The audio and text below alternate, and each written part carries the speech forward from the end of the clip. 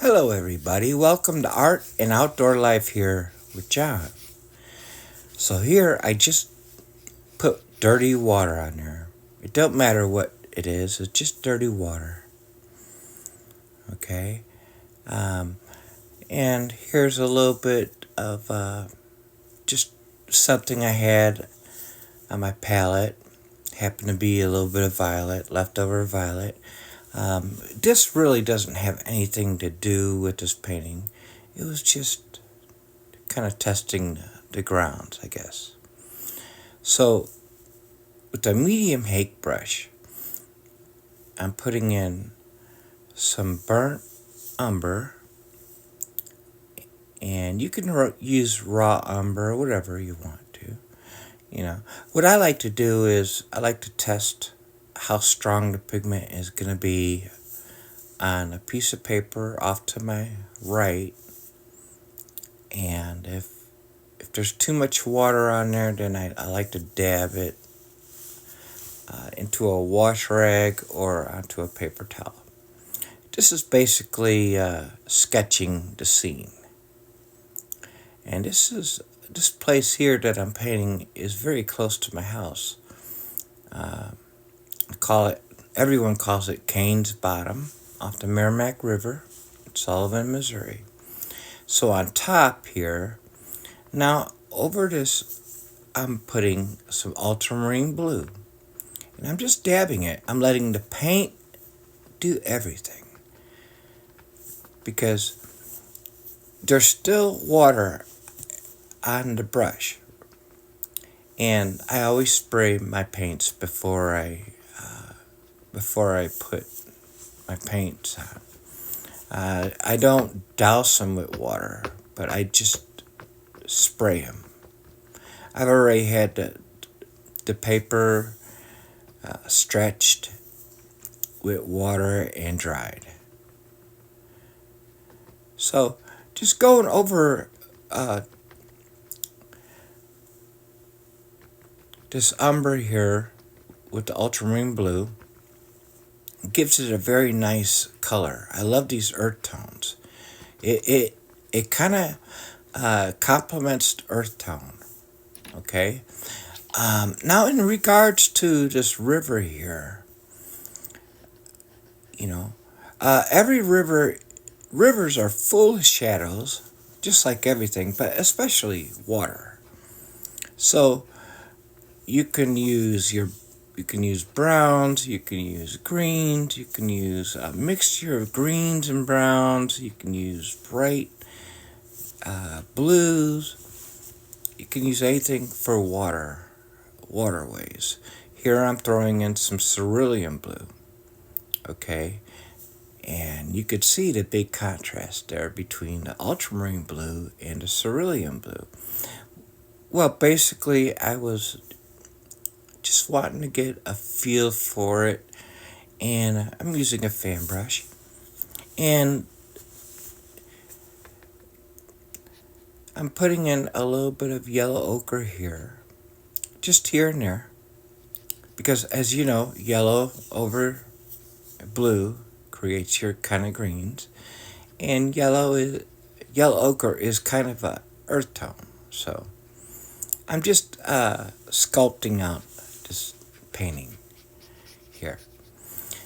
But in regards to your waterways, ocean, pond, land, whatever, rivers, I only used cerulean blue in here just because it gave me a feeling. It gave me a feeling, okay? And as you're looking at the sky here, it's not white no more, right? But that's all because it was dirty water that I've already had it in my thing.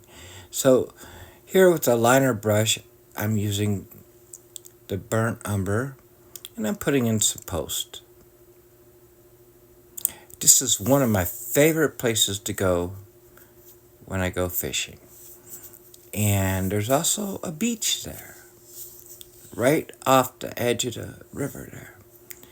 So here you can use any color you want to. Basically, it's a carrot with a little dot on top to create a figure. I learned that by watching Frank Clark, and so now down here I'm putting some more ultramarine blue in. And while I'm doing this, okay, the water is drying on the paper. The paper is absorbing the water. And I have a ceiling fan on. Now I'm putting in my darkest green over the ultramarine blue. So the ceiling fan is actually absorbing the water in real time. Okay, now I'm gonna be doing a video on opaque and transparent colors. However, not this time.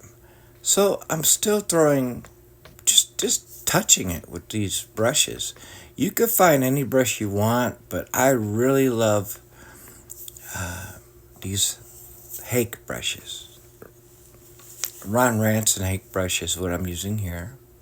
Okay, so that was a little bit too bright of a green, right? So I'm putting a little bit more ultramarine blue over that green to kind of darken that green up, right?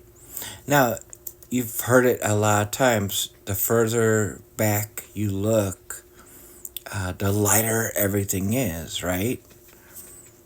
But, it depends on how up and close you want your paintings to be. Now this here is straight lemon yellow. And just like that, look at that. I mean, that's bright. It's very bright. Now, this painting took me 20 minutes. It was fast and loose. And I did edit it. And I only did it because I didn't want, like what I do in my paintings is I'm always drying off my brushes. I'm dipping my brushes into water and basically rubbing it, either putting a napkin over it or rubbing it, over a washcloth or a towel. And, I didn't want all that in here. So, this is a fairly large flat brush, and it's all dry. Now, you can use any kind of brush, and these are kind of, it's always good to use a dry brush to kind of sculpt your scenery, your angles and such. I'm putting in more yellow ochre here.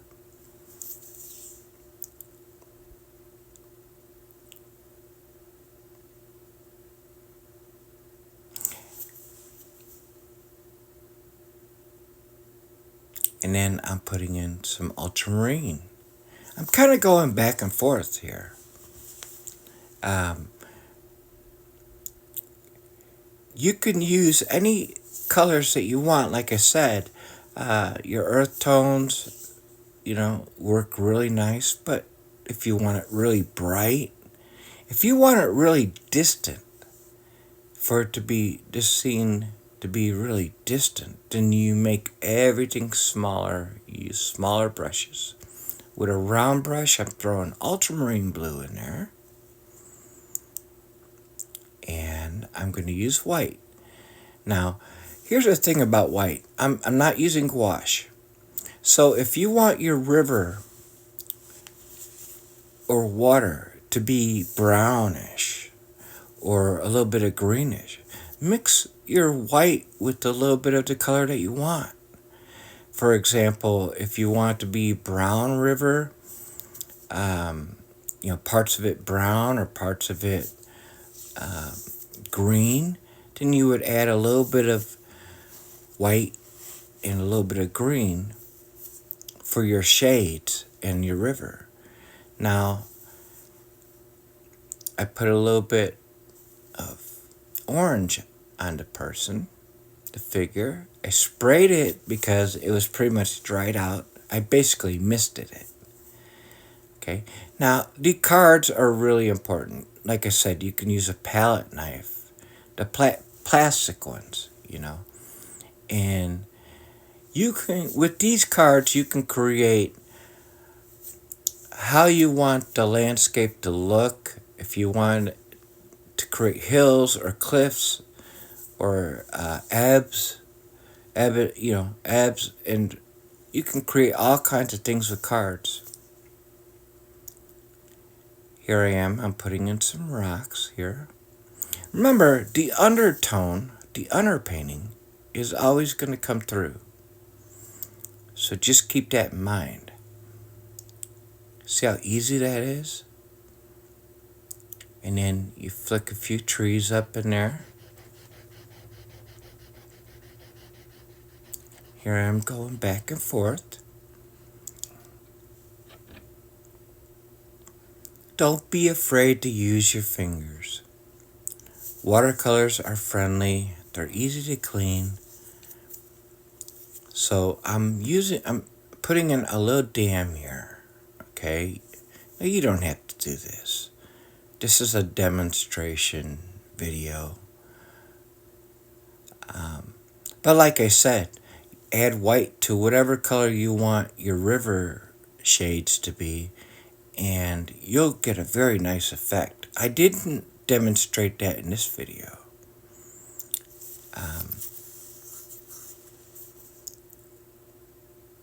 So I'm going back over here. Now I'm using the fan brush, and I'm putting in my darkest green, and basically I'm just looking for foliage. Okay. The orange up there in the middle ground off to the right is there basically for flavor, just to add something a little different in there. Just to kind of put some color into it.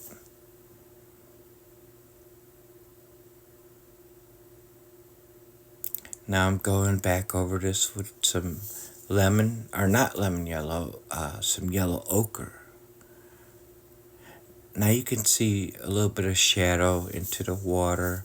But this is it's a demonstration. And here I come again with the card. You can use one of those plastic palette knives that you could buy them very cheap. And sculpt your painting. I hope that you had a wonderful day. I hope that whenever you're watching this, that you enjoy this video and anything that I paint. Please come back, like, and subscribe if you want to. I don't make any money off my channel here. And I do it for wellness. I do it for,